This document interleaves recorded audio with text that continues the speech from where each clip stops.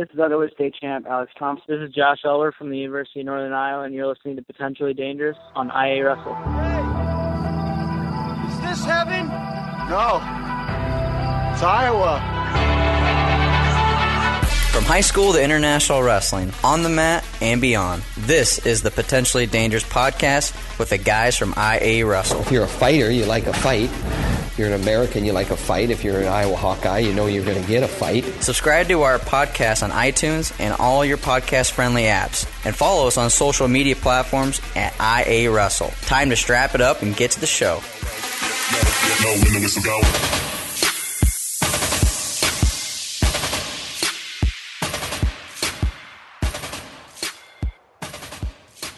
All right, welcome back, IA Wrestle fans. I'm your host, Tony Hager, joined by Ross Bartachek. This is episode 106 of Potentially Dangerous. Again, I feel like we've been leaving you hanging dry a couple weeks out from a podcast, and we apologize. We've got so much going on with wrestling, especially myself. I feel like traveling on the weekends, streaming events, trying to bring that to you. And then when I get back, I kind of want to be with my family. So hopefully you all understand. Some of the content, I apologize, not podcast related, but we're bringing you a ton of video content. Ross is bringing you the written content, and hopefully you enjoy this podcast. So, Ross, a little bit of time off, but wrestling season, the 2-pound allowance is here.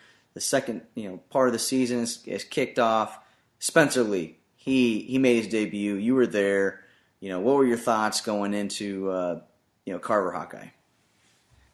I mean, I think it was pretty crazy to see the red shirt pulled the way it was, hats off to U of I doing a marketing strategy there where they teased it, and then they had the full-blown story from Darren Miller putting it out there before Media Day even happened. So by the time all the reporters got there, they talked about it. So the hype was already built coming into the match.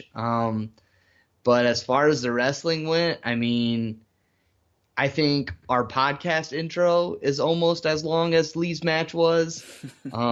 If you were there, you know that it probably took Spencer longer to walk from the tunnel to the center of the mat than he did wrestling. So overall, I think the hype lived up. He did what everyone wants him to do, right? He went out there and dominated. He pinned his guy in 46 seconds.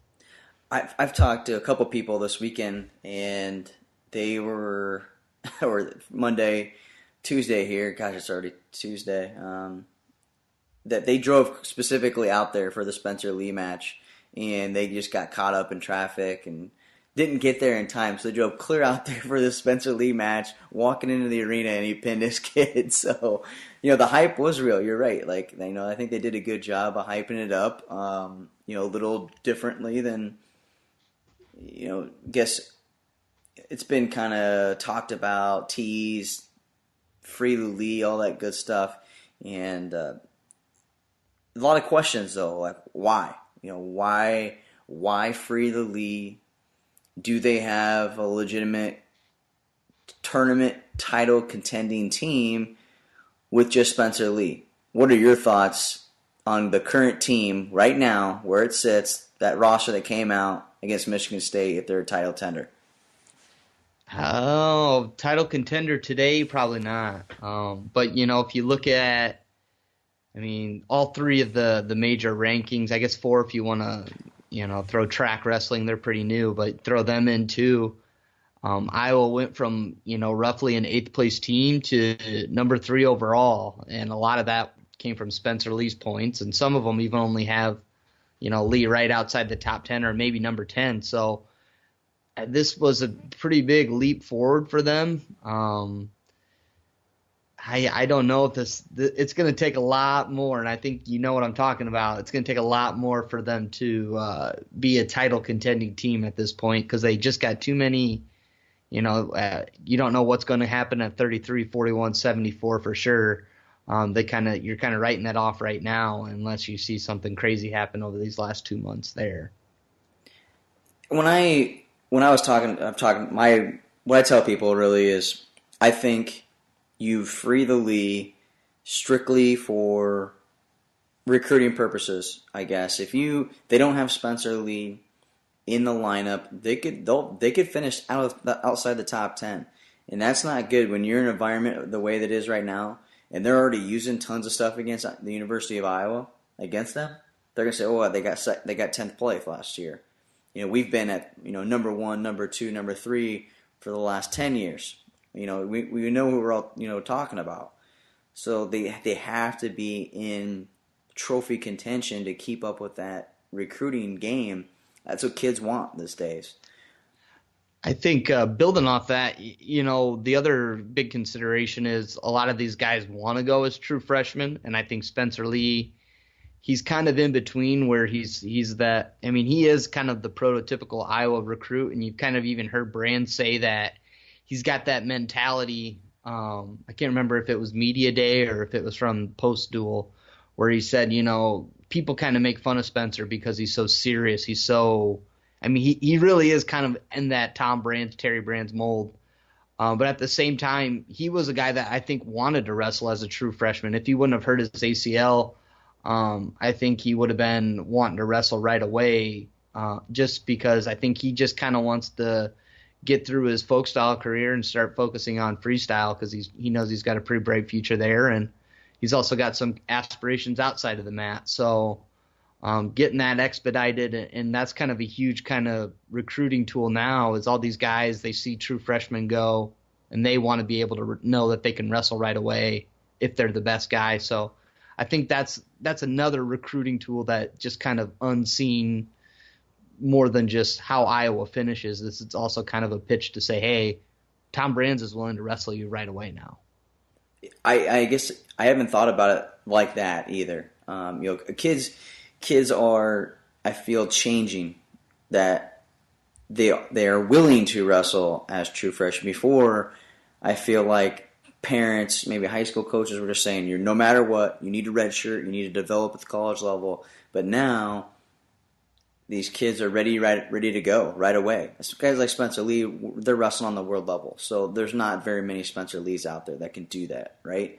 I think another reason why they do this, and I don't know what's going on with Pat Downey, is if you put Pat Downey in the lineup, then it is a trophy contending team. I don't feel like you do that without knowing if Pat Downey is going to be in that lineup. We haven't heard if he got into graduate school. We got to be hearing here soon. I heard that his first start was going to be Oklahoma State, but that's not coming from coaches. That's third hand knowledge. But that changes the team aspect. Originally, when we talked about having Spencer Lee start, Ross, I was like, well, the only reason why you do it is if Pat Downey gets in the lineup. Otherwise, there's not a real point. But I see your side of things where this is good for recruiting. You can tell these guys, you come to Iowa, Tom Brands is willing to pull the trigger. So for that reasons, I like the reason of pulling Spencer Lee's red shirt. And let's not kid ourselves. I mean, the way Spencer tells the story, the decision whether he was going to wrestle or not was always on the table. But from his interview, it was at the Midlands before he even beat Sean Russell of Edinburgh. Tom came up to him and said, hey, this is the decision I think we're going to make. And Spencer was okay with it because I think, at the same time, he was on the same page. So the important thing there is that's, end of December. And that's 2 weeks after Iowa State had their finals. So I think it goes along that same page where it's good for recruiting, and I think they probably already had a good indication like, hey, Downey got everything done he needed to do at Iowa State. I'm assuming he already had, GRE figured out so he can get into grad school. So you think there's probably a couple boxes that were checked off for Pat Downey's side too. Well, I'm ready to see it. I think that will. I mean, obviously Spencer Lee, that was huge news. The Pat Downey would be even bigger news in the wrestling media world. Any other thing that you saw, I guess, from the Iowa here in the last month or so? I mean, their marketing, they're doing a lot better job of marketing their team. Before, like, you could just not, like, no access to anybody. Like, these guys are, bats in a cave. You have no idea who they are. Now we're starting to learn a little bit more about who some of these young kids are, and I thoroughly enjoy it. And they're starting to pick up that social media game. Yeah, I think they're figuring stuff out. The morning stroll with Sam Stoll. They had Santa Claus come in. I mean, that's kind of a fun take they're trying to do. So props to the Iowa media department to get a little bit more engaged with the fans. But other than Spencer Lee was the shot in the arm this team needed. Alex Marinelli, we thought he was going to be there at the start of the year. Obviously, he was a little bit delayed, but he came in mid-December to kind of give them that initial boost, and this is just kind of bringing them back up to where I think fans are a little more used to, in that they're definitely probably in that team trophy hunt. So I think Pat Downey is just the huge piece that, other than that, it's kind of been just ho-hum here in Iowa. Just nothing was out of the ordinary, I should say. So you got anything else on Spencer Lee? No, I want to talk about something else. Yeah. So you were streaming a high school duel, and I want to know what happened, because apparently, who was it, Cody Anderson or what happened where somebody wasn't marked to get their 2-pound allowance? What was going on with Waukee Southeast Polk in this duel? Somebody got X-nayed by Southeast Polk. So you mean hashtag Weightgate? Hashtag Weightgate. Let's hear it, because I tried to read the article, and we had some text messages with the group, and even then it was still kind of like, what in the world is going on? It's a little bit more clear, obviously. So I was on the call, watching it live, calling it live with Jason Clark, and I literally had no idea what was going on, because both wrestlers checked in at the head table, went out, ready to shake hands, and Jason Christensen is just walking over like it's morning stroll with Sam Stoll to the head table. Wait, hold on. What was the set the scene? What's the weight? Who's wrestling?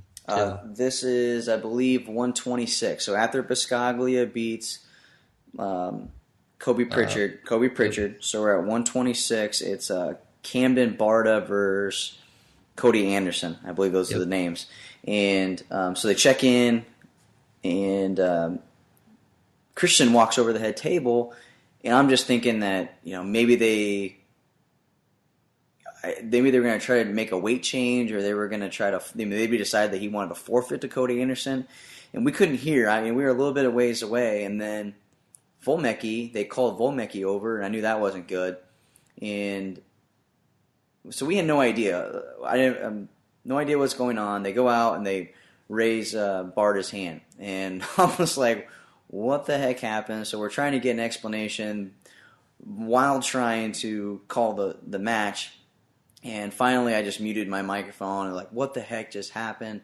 And I still didn't get it figured out kind of until the duel was over. But here's what happened. So the 2-pound allowance is only when this really happens after Christmas break. When your wrestlers on the weigh-in sheet, you have a checkbox alongside each wrestler's name, and you can say whether or not they are going to use their 2-pound allowance. Well, Cody Anderson weight was not marked as a 2-pound allowance, so he weighed in at 127.5. With the 2-pound allowance, he's been wrestling 126 all year. He can wrestle 128. So he was still underneath that 2-pound allowance, but since that wasn't checked, technically, coaches are now saying that he is trying to maybe go. He could still have the opportunity to go down to 120. He's not making that declaration that he's going to stick at that weight class. So if you don't have that marked, you essentially miss weight, right? So you're supposed to weigh 126. If you don't have that marked, so he's saying. So Christian came out and said, well, he's actually a 132-pounder. You're disqualified. So Velmecki goes, well, this is a 2-pound allowance. I'm declaring it right now that he's using that 2-pound allowance. And the officials asked Jason Christensen, would you like to let them wrestle? Like, are you okay with that? And Jason Christensen said, no, he's disqualified. That's what happened. Oh. So it's you know, honestly, I mean, I don't know how to say it. I guess it's a savvy move in the part of, I mean, once you leave the weigh-ins, I mean, that's it, right? So, I mean, I really can't fault, for me, I can't fault Christensen for finding I don't know if you want to call it a loophole, but for finding that, for being thorough and kind of dinging Waukee on it, even though it was a game changer. It was a huge game changer. It was basically a 12-point swing. I mean, Cody Anderson was likely going to win that match, so they gave up 6. And then the next weight class, they had the same thing on the weigh-in sheet, so they had to forfeit that to Runyon, which they're probably going to lose, but that was 24 points at a 24-point swing, essentially. Huge game changer. You know, I've heard all kinds of things on this, from my tweets. You know, Southeast Polk people think I'm a hater. Other people think I'm a Southeast Polk homer. And here's the bottom line: there's different ways you can look at this. And this is somewhat of my opinion and somewhat of other people's opinion. If you are siding with Chad Volmecki, yes, he definitely messed up. This has been talked about. You need to have the check marked. But from his understanding, that he didn't have to make that declaration until that person actually checked into the head table. So there was some verbiage that he wasn't understanding. So people are like, hey, Chad Volmecki definitely maybe didn't have, check the box right. But they feel like Jason Christensen should have maybe asked him about it after weigh-ins, or notified him that this was messed up. Hey, we are going to disqualify your wrestler, or he can bump up to 32. Make sure he doesn't check in at 126. Or maybe you can throw a JV kid in there. That's where people are basically at. Or they're on the other side of things. There's like, well, Jason Christensen, he's a gamer. Volmecki completely messed up. He should have known better. Christian did the right thing. And there's other people out there too. Like the next night, someone said, well, there was a whole team that didn't even check the 2-pound allowance, and they ended up wrestling. That those teams could have been like, well, they're disqualified because you didn't have that check mark at time of weigh-ins. So there's just people kind of all over the place of, who they're siding with, I guess, on this. But at the end of the day, a rule is a rule, from my perspective. And I think what they need to do is they need to make it clear cut. You have to declare that person is getting a 2-pound allowance in writing, because right now it's like an unwritten rule, Ross. Like, apparently they talk about this like in an officiating meeting. It's not like a national wrestling rule. It's not an Iowa rule. It's like an unwritten rule that this needs to be done in track wrestling on your weigh-in sheet. But if you just have it, if you have it online or something, that's the problem. In the rule book, you can't find it anywhere. And that's why Chad's mad, because it's not in a rule book anywhere. It's just kind of like an unwritten rule where we just talk about it in an officials meeting. And that's why I think Chad Volmecki is mad, because it could be interpreted different, or if you didn't go to the rules meeting or whatever, it needs to be written in the rule book that you have to have this done. And that's why I think he's upset, and maybe Waukee fans are upset about what went down. Oh, he's totally justified. I mean, especially if that's the way it's typically done, and you kind of just have this mutual understanding between coaches, and if anything's ever been questioned in the past, like maybe Christensen, somebody's come to him before and said, hey, you didn't declare this, and he said, well, I want to declare the 2-pound allowance, and maybe that other coach let Jason get away with it. So if you kind of have this history where this has happened before, and it's not that clear cut, I totally get Volmecki's situation, but I think, and we were streaming it, so obviously we're wanting the better story, we're wanting the better matchup, but at the end of the day, I think, for me, I'm siding with what Christensen did is, If that's as as clear as the rule is that you got to declare it at weigh-ins, because that makes the most sense to me personally. I think that's it's fine. It's a gamer move, and if you're Waukee, you use this as fuel and motivation, and you'll get your shot again. There's the state tournament. There's plenty of opportunities to get even. So find your way to do it that way. It sucks, but find a way to make it up. I guess I'm on both sides. I'm not going to pick a side here. I'm on both sides where I feel like, we should have let the kid wrestle, but I also say, well, if I want to win the duel, this is what I got to do. So you got to weigh all options of where you're lying here, and I literally do see 50-50.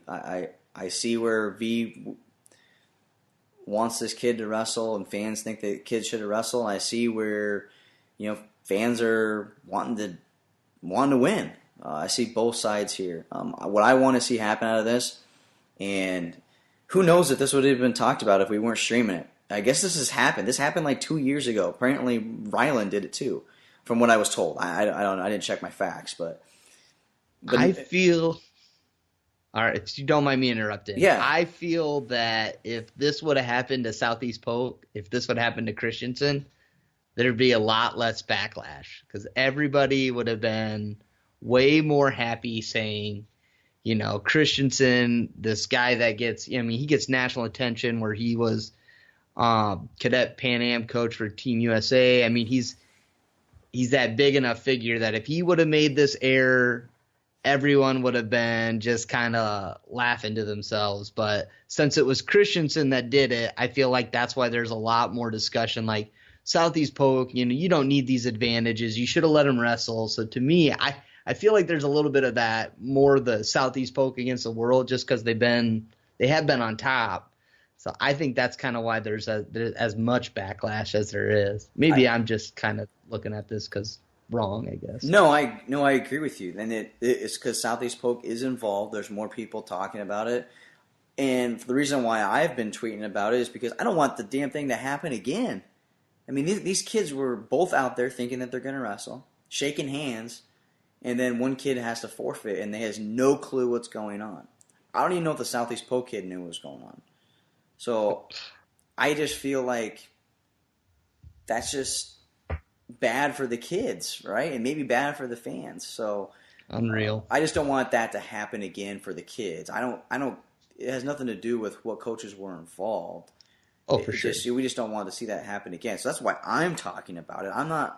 I am 50-50 on both sides. I would have rather see them wrestle if there was a way that Christian still could have, or not even wrestled, or just maybe told them, hey, this kid's going to be disqualified. You're going to have to forfeit both these matches, and then we're not wondering what the heck happened. It's just kind of done prior. There's no secrets or anything like that. But anyways, Waitgate closed. Done. Ross is going to be the final verdict here. He's a college guy, and now he's in high school.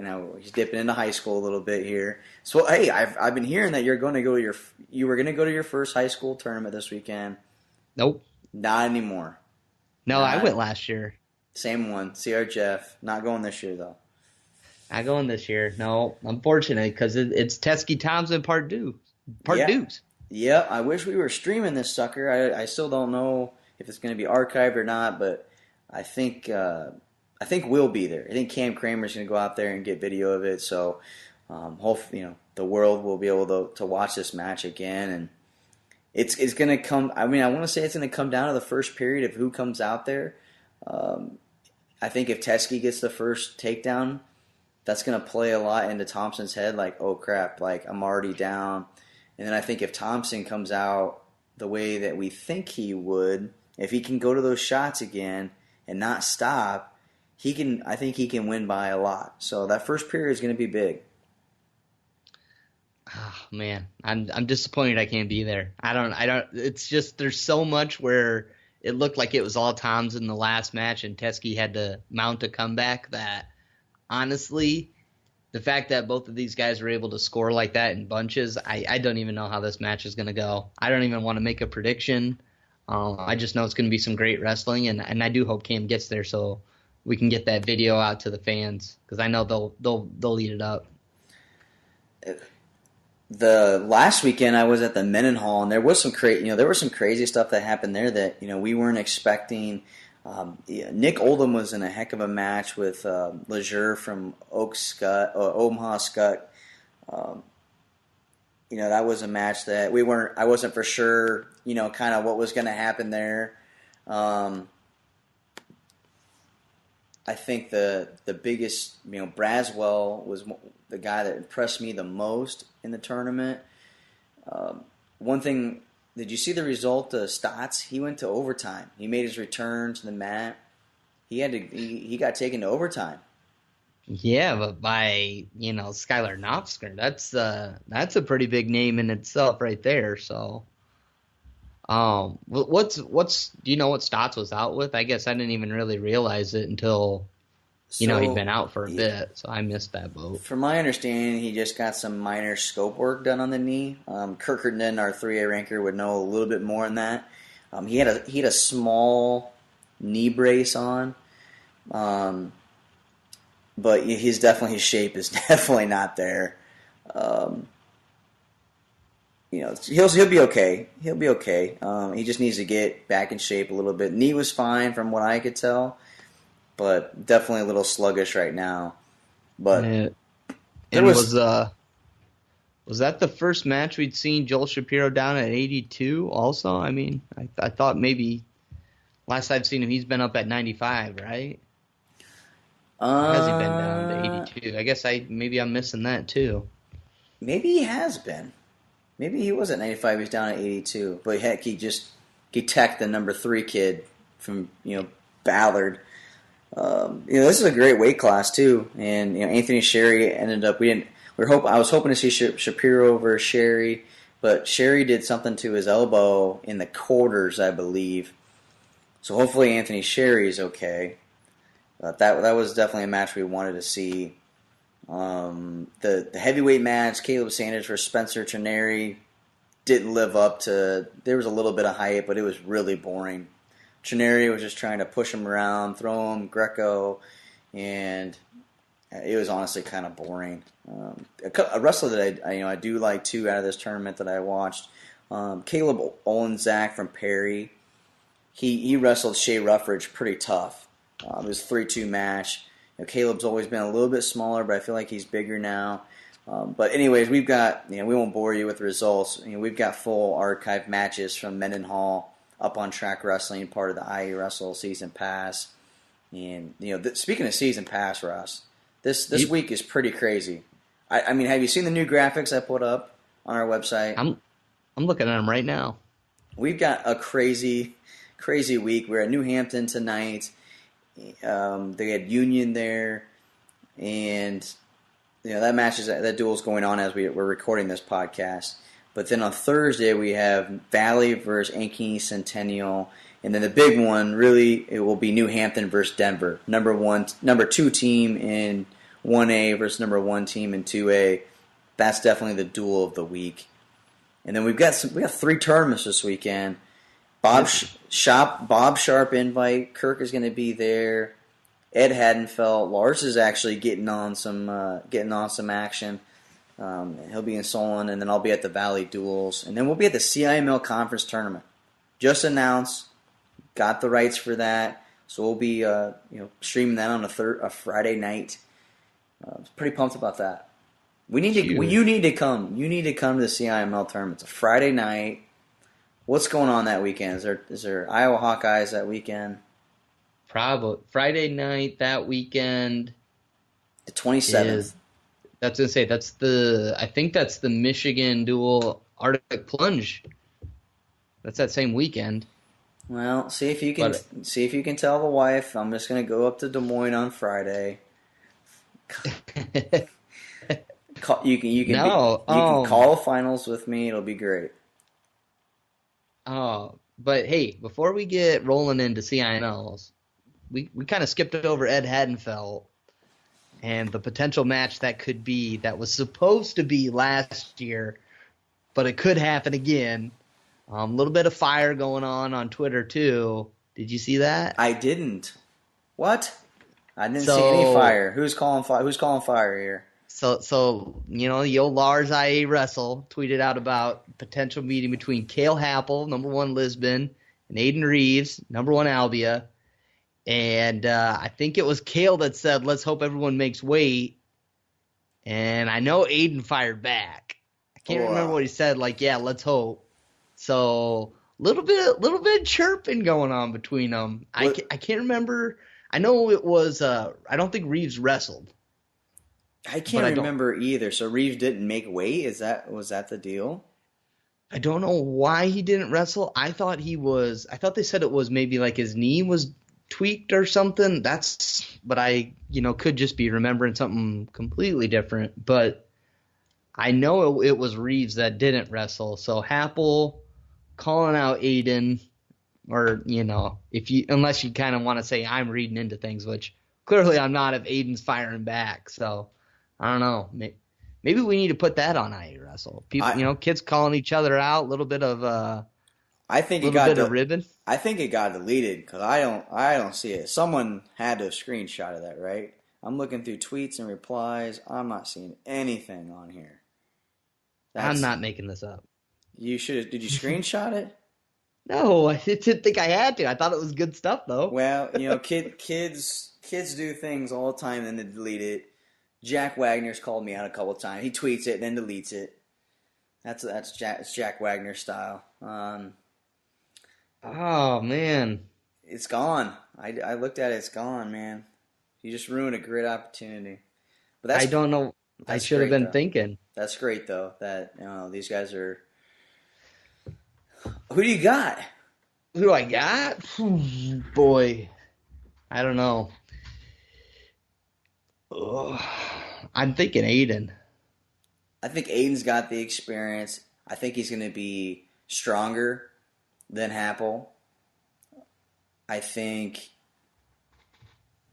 he's wrestled in bigger matches than Cale Happel. So I'm going to take Aiden Reeves. I was hoping you're going to take Happel. I mean, you're a big Happel homer. I know. I always love the Happel family. You've been a big Happel homer your whole life. Yeah, still am. So, I mean, that's going to be a fun weight class. That's definitely the highlight weight class of the tournament. And we'll have the live stream archives of that bad boy. Season pass, get it. Other than that tournament is just kind of here and there, but we'll be there. We'll see. Lars is coming out with the top 5 matches he wants to see, right? So that'll be a good preview of the tournament. So maybe if you're in between whether you should buy it or not, maybe Lars will put you over the edge with his article this week. Yeah. One thing to note too on big tournaments is the Ed Winger Classic. It's something that we did stream last year. We will not be there this year. Unfortunately, we just couldn't come to terms with administration there, and so we won't be streaming the CIML tournament. Likely, or the Ed Winger Classic, I mean. Likely we will be there, but there will not be streams on Track Wrestling. So that's kind of a bummer, but hopefully we'll be there next year. But high school season, man, this has been a great year of streaming, archiving events, and we're not even to postseason yet. We're like just dabbling, right? I mean, we're just getting so close, and before we know it, we're going to be running around crazy, man, at Wells Fargo Arena, hopefully crowning 2 4-time state champions. And can you believe this? At the Dan Gable Wrestler Award that we got up, Brody Teskey is losing to Nelson Brands. Michael Blockus is walking away with it. Esmo's close behind, but Alex Thompson's like 3rd or 4th in Class 1A for the fan vote. Yeah, so for what was it? I saw that Penn State fans on their online forum are starting to get in on Brody Teskey though. Okay. They're aware of the vote, so.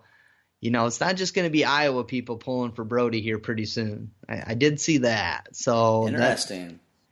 They got a couple when does round 1 end? A week from now, or less than a week from now? So 15th? The 15th. So on Monday we will have our winner on our vote. So again, those votes, the top 10 on the votes on our website, they don't just automatically advance.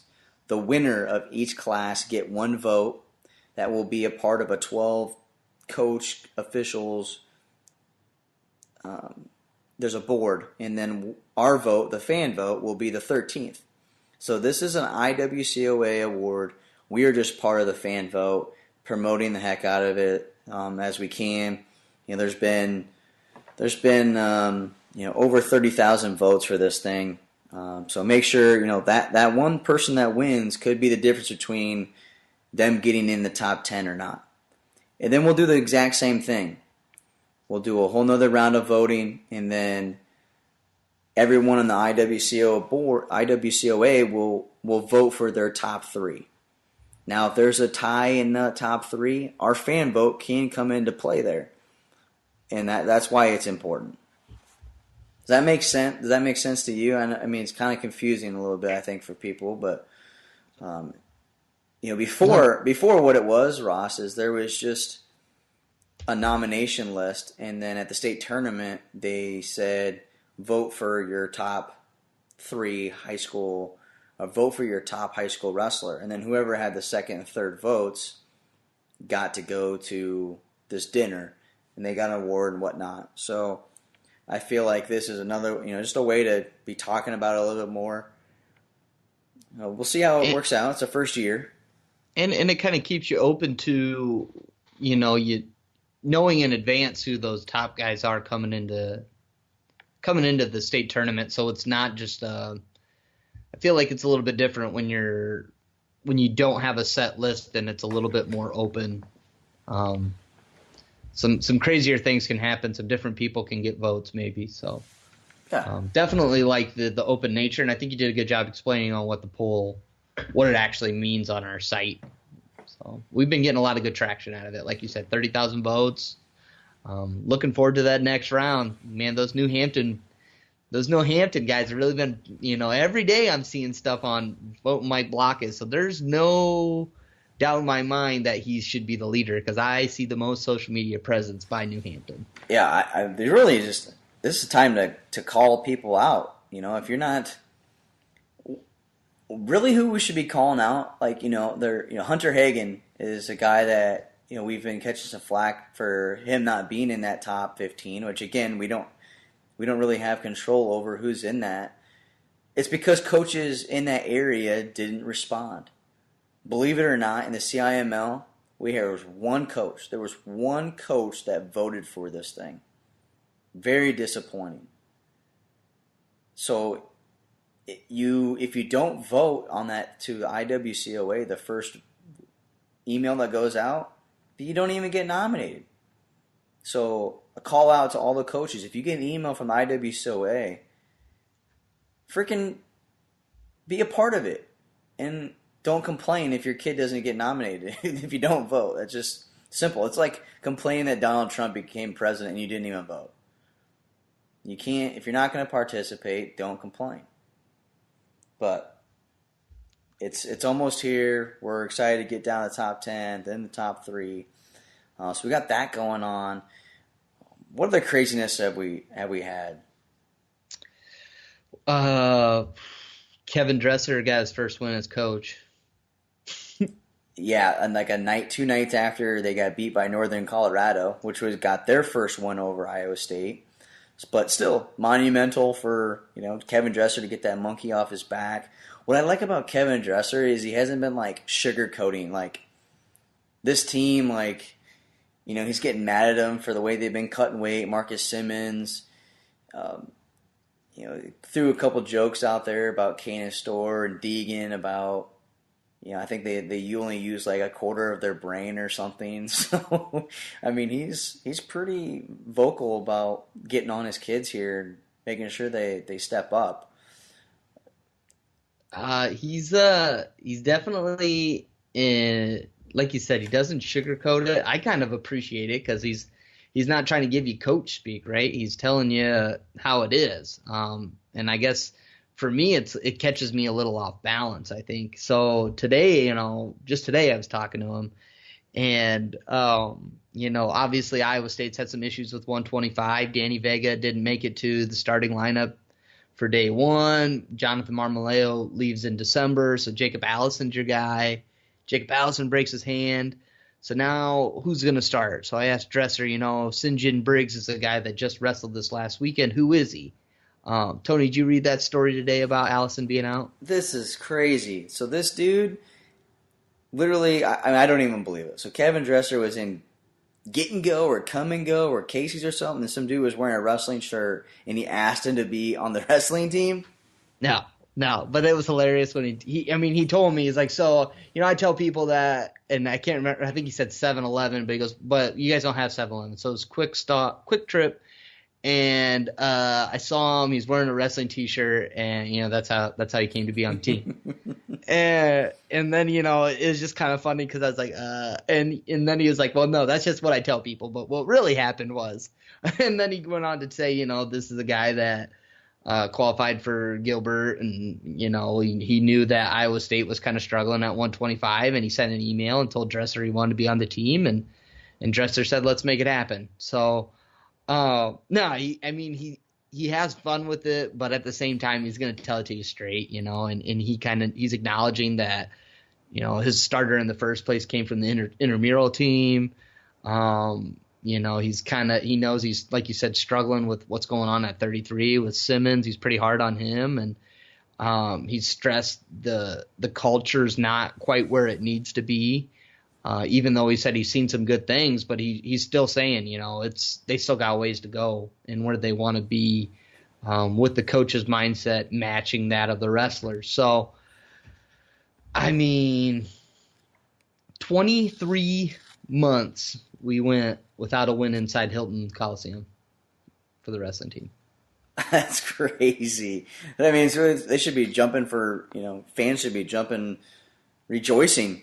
What I do like to see is some of the fans coming out, even though when they've been getting their butt kicked, sticking with Kevin Dresser and believing it. I still go back to can't believe they sold more season tickets than ever before. No doubt in my mind, I think they're going to get it done, but I don't think it's going to get done as fast as people thought. Like everyone's like, oh my God, Iowa State's going to compete with Iowa. And how many times have I said this? They got to beat UNI first. So they've got a long ways to go.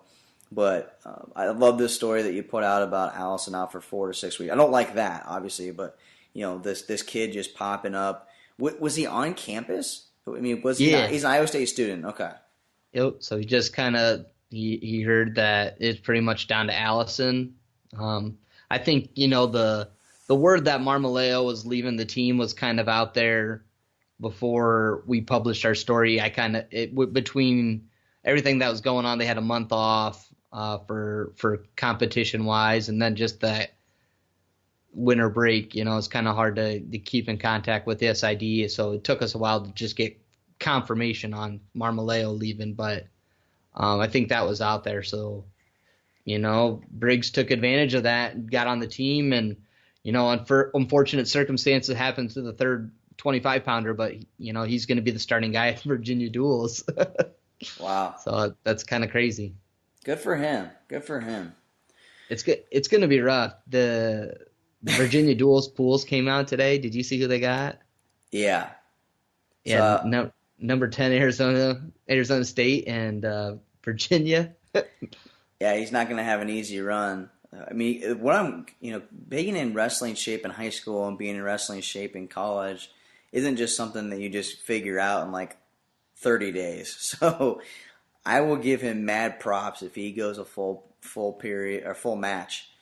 It ain't easy. It definitely not easy, especially at Division I level. So props to him for giving this a shot. Yeah, but so definitely going to be some interesting things to watch down in Virginia. UNI is going to be out there too. I think this is their first time back since early 2000s. They got Kent State and Chattanooga in their pool, so UNI's got a good shot at advancing to the the top 4 there with what they got and their team set up. So Iowa State's kind of on that other end where, Kevin Dresser will tell you, actually, kind of going back to this. So I'm writing a feature. It's going to be up on Marcus Coleman. And I kind of asked Dresser about this red shirt situation. And the things that were really blunt that I said, what goes into the decision? Because Coleman might be the best guy, right? I was kind of trying to softball him with, is he the best guy? And Dresser just said, no, he's the best guy. It wasn't a question. And he only beat Coleman only beat Danny Bush 2-1 at the UNI Open. But Dresser's like, no, Coleman's the best guy. I know that. And then he kind of went on to say, we're not going to move mountains this year. And if Coleman was the difference between 6 to 10 points at nationals, maybe that's when he would come into play. So I just kind of thought it was crazy that he was blunt about, yeah, he's the best guy. And no, we're not going to move mountains. So he kind of sets that expectation for you. So he'll tell you himself that this weekend's probably going to be a rough opening pool round for Iowa State with Virginia, Arizona State. Well, we'll be watching that. The big weekend in wrestling, obviously, for iWrestle, high school side of streaming things. Anything else? I want to shout out to Ogden for putting up that first girls high school state tournament. Numbers weren't there, but I think next year what this is going to do, Ross, is schools that do have girls on their roster are going to essentially be forced. They're not be forced, but they're going to look to go to those tournaments so those girls can get girls versus girl matches. And if you're a JV tournament that doesn't offer girls wrestling, you're going to lose a ton of teams that do have girls wrestling. So I think it's going to there's going to be a catch-22. There could almost be too many opportunities for girls wrestling right away, and we don't have enough girls wrestlers to make those tournaments happen. Like, I think there needs to be like one tournament a weekend that has JV wrestling, girls wrestling at it, or a couple like JV state championships where the girls are there. But it's going to be interesting to see how that all plays out. We've already seen since Ogden's announced, there's been 6 other tournaments that have said, okay, we're going to add girls wrestling too. So that's positive to see for wrestling. But we definitely got a long ways to go before that thing can get sanctioned. What else we got? Iowa Okie State coming up this weekend too. Yeah, I feel like I'm just out of the loop of Hawkeye wrestling. I've been I don't know. I've just been entrenched with high school wrestling, and I just don't even know what's going on. I just leave everything up to you. So I just I gotta catch up on my Iowa Hawkeye wrestling. So I'll do that. I'll make that promise to you to get back to being a college wrestling fan again. Okay. Yeah, for sure. It's going to be a great duel. Sunday, if you're available. I know you'll probably want to be with your family, but so maybe you'll just have to stream it. They're on Big Ten Network Plus or whatever they're going to be on. So it's going to be a good duel. Spencer Lee, Nick Piccinini. Sure. Yep, that 125 battle. That's going to be a big one. Trying to think what other big matchups are going to be there.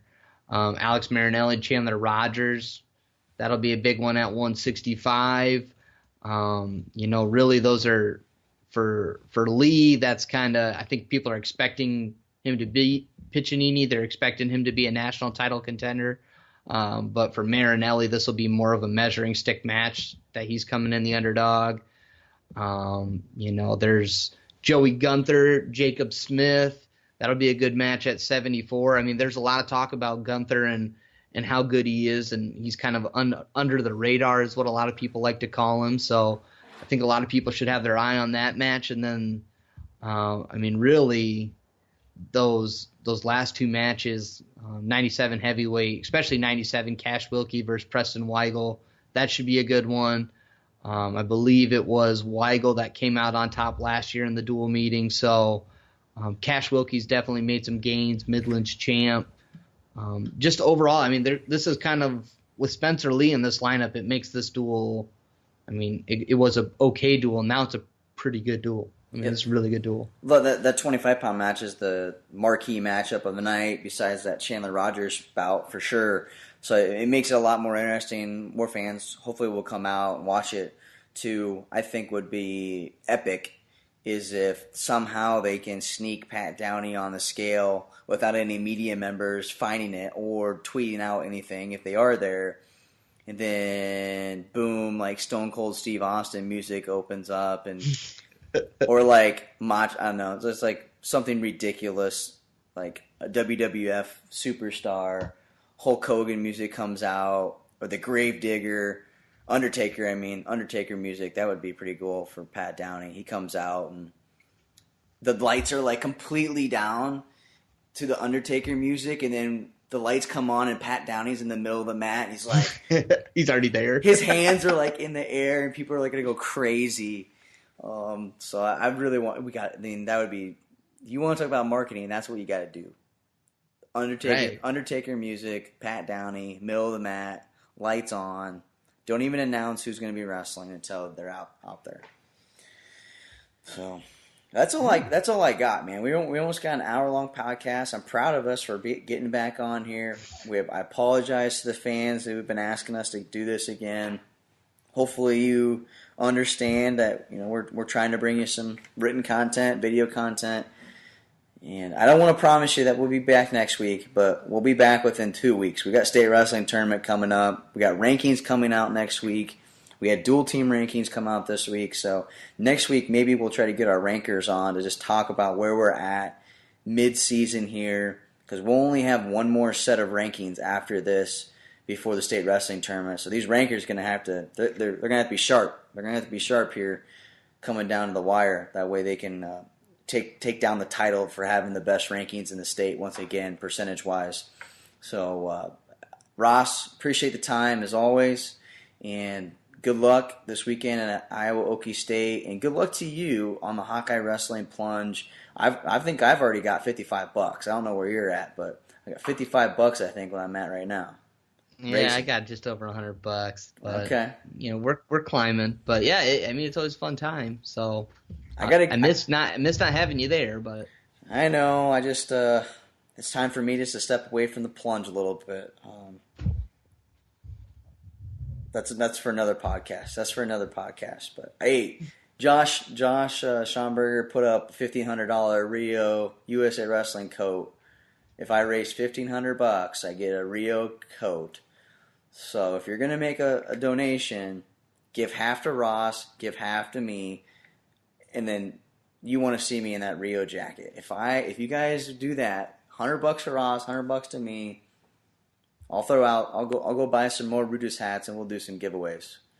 For sure, that's what I was gonna do. I mean, I've already promised a giveaway for my donor, so you gotta step up your game, Hager. You can't just be getting a free coat out of the deal. Yeah, I got IA Wrestle swag, old school IA Wrestle swag that I could use at my armor.